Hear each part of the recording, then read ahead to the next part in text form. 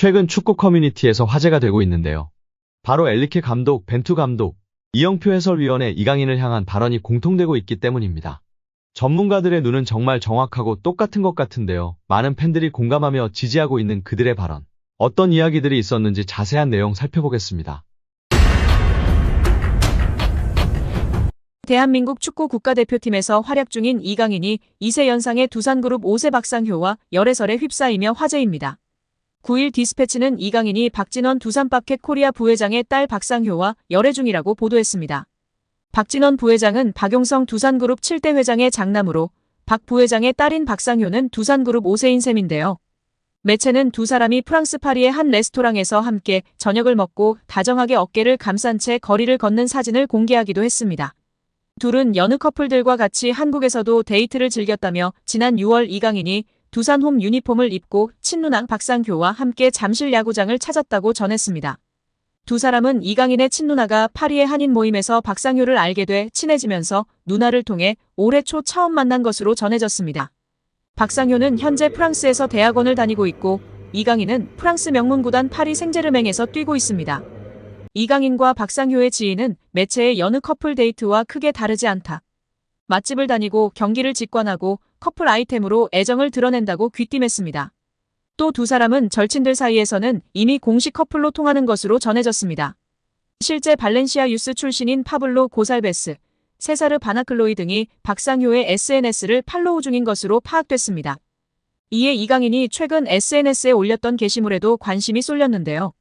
이강인은 지난 7월 유럽의 한 해변에서 찍은 일상 사진을 여러 장 올렸습니다. 사진 속 이강인은 왼손에 반지를 끼고 있어 커플링이 아니냐는 의심을 받기도 했었습니다. 특히 당시 여성 핸드백이 배경에 함께 찍혀 열애 의혹에 불을 붙였습니다. 개선하는 것이 아니라 진정 음바페로부터 벗어나는 것이라고 전망했습니다. 여기에 루이스 엘리케 감독이 레알 마요르카 시절 이강인을 발전시킨 하비에르 아기레 감독을 언급하며 화제입니다. 스페인 마르카는 엘리케 감독이 자신의 트위치 채널에서 이강인을 이야기한 걸 발췌해 전했습니다. 엘리케 감독은 아틀레틱 빌바오와 레알 마요르카의 코파델레이 결승전 이야기를 했는데 한 팬이 이강인 성장 관련 질문을 하자 아기레 감독 공이 크다고 말했습니다. 아기레 감독은 베테랑 지도자로 멕시코 국적인데요. 멕시코 대표팀을 비롯해 오사수나, 레알 사라고사, 에스파뇰, 레가네스 등 스페인 팀을 주로 지휘했습니다. 2014년부터 1년간 일본 사령탑으로 있기도 했습니다. 2021년도 시즌 중도에 마요르카로 온 아기레 감독은 이강인, 쿠보 다케우사를 활용해 스페인 라리가 잔류를 이끌었습니다. 지난 시즌 이강인을 한층 더 발전시켰습니다. 수비 축구를 하면서도 이강인의 기회 창출 능력을 극대화했습니다. 이강인을 다양한 위치에 쓰며 빌드업 시발점 역할을 맡겼습니다. 본인 중심 전술의 이강인은 더 능력을 선보였고 마요르카가 라리가 중위권에 오르는데 혁혁한 공을 세웠습니다. 라리가 정상급 미드필더로 분류돼 많은 팀들의 관심을 받았습니다. 마요르카는 이강인 잔류를 원했지만 이강인은 이적을 추진했습니다. 결국 파리 생제르맹으로 갔습니다. PSG 사령탑 엘리케는 이강인을 적극적으로 활용했습니다. 이강인은 우측 공격, 중앙을 오가면서 PSG의 귀중한 옵션으로 자리매김에 활약하고 있습니다. 엔리케 감독은 이강인을 보면 마요르카의 아기레 감독 위대함을 보여준다. 아기레 감독 덕분에 이강인이 많이 성장했다. 이강인 공격 능력은 매우 좋은데 수비적인 부분을 배울 필요가 있다. 이어 이영표 위원은 이강인 선수가 재능은 기본적으로 있었겠지만 훈련과 노력이 없이는 만들어질 수가 없습니다. 또한 이강인 선수의 강점은 드리블도 있고 시야도 있고 정확한 왼발킥도 있고 터치가 굉장히 강점이 있다고 생각합니다. 멀리 볼 수 있는 능력은 킥이 자신 있는 선수들이 자연스럽게 보여주고 나타낼 수 있습니다. 어떤 선수들은 드리블을 잘하는 선수는 자기가 드리블을 보여주고 싶어하고 패스를 잘하는 선수는 패스를 보여주고 싶어하기 때문에 좋은 킥, 멀리 보낼 수 있는 킥이 장점인 선수는 자연스럽게 시야가 넓어지고 시야가 넓은 것처럼 보여지게 됩니다. 어린 선수들에게 멀리 보라, 시야를 넓혀라 라며 가르치기보다는 좋은 킥을, 멀리 찰 수 있는 킥을 가르치면 자연스럽게 시합에서 연습한 킥을 보여주려고 하기 때문에 시야가 넓어지고 넓혀진 모습을 볼 수 있다고 발언하였습니다. 이어 최근 프랑스 언론의 비판에 대해서도 이야기했는데요. 이강인을 향한 언론 비판은 일도 신경 안 써도 됩니다. 한국에서처럼 선수를 비난 잘하지 않는 문화가 아닙니다. 한국에서는 정말 엄청나게 큰 잘못을 저질렀을 때 비난하나 외국은 그냥 막 합니다. 그들의 문화이고 경쟁이라 신경 쓸 필요가 전혀 없습니다. 유럽에서도 크게 신경 쓰지 않는 편입니다. 거기에 일희일비할 필요 없고 비난을 받더라고 원래 그런다 생각하는 게 팬들도 선수도 좋다고 발언했습니다. 이어 이영표 위원은 이강인 선수가 수비할 때 압박이 안 된다는 단점이 있었는데 약점이라고 지적되던 수비 전환, 수비의 능력을 키웠다는 것이 정말 대단한 것이라며 치켜세웠습니다. 이는 특히 선수의 태도의 문제이기 때문에 이런 것들을 지적을 받으면 자기가 수비력을 키우는 게 아니라 나도 수비를 열심히 하는 척해야지 라는 선수가 있는데 이강인 선수는 진짜 수비를 하는 것이라며 극찬하였습니다.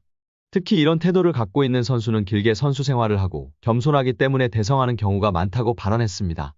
벤투 감독은 유튜브 채널 FC온라인과의 화상 인터뷰에서 대한민국 축구대표팀 시절 줄곧 외면했던 이강인을 카타르 월드컵에 발탁한 이유에 대해 이강인의 재능이 뛰어나다는 사실은 팬, 감독, 스태프 미디어 할 것 없이 누구도 반박하지 못할 것이다.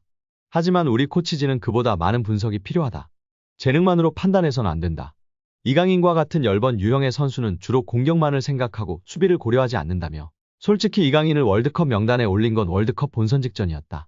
이강인을 월드컵에 발탁할지에 대해 확신이 있었다고 한다면 그건 솔직한 대답은 아닐 것이라고 월드컵 최종 명단에 이강인을 제외할 생각도 있었다고 털어놨습니다. 하지만 벤투 감독은 23명 명단에 이강인을 포함했고 이강인은 월드컵 조별리그 가나전에서 부메랑 크로스로 조규성의 골을 돕는 등 톡톡 튀는 활약으로 믿음에 보답했습니다. 벤투 감독은 이강인을 명단에 올린 중요한 이유는 그가 바뀌어서다. 마인드의 변화와 마요르카에서의 활약으로 월드컵 출전의 자격을 증명했다. 그는 마요르카에서 완전히 다른 선수가 되었다. 그의 변화를 이끌어준 중요한 두 사람은 본인과 클럽 감독 하비에르 아기레일 것이다. 이강인은 스스로 스타일을 바꿔야 한다고 인정한 것 같고 아기레 감독은 그런 변화에 대한 확신을 줬을 것이다. 이강인의 훈련 퍼포먼스와 합숙에서 보여준 모습들이 월드컵 무대에서 좋은 성과를 이어졌다고 돌아봤습니다.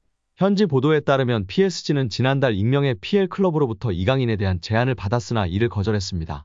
영국에서는 중동 자본을 등에 업은 뉴캐슬 유나이티드가 이강인을 노리고 있다는 루머까지 등장했습니다. 그러나 PSG가 이강인을 팔지 않겠다고 선을 그으면서 이강인의 이적설은 루머에 그쳤습니다.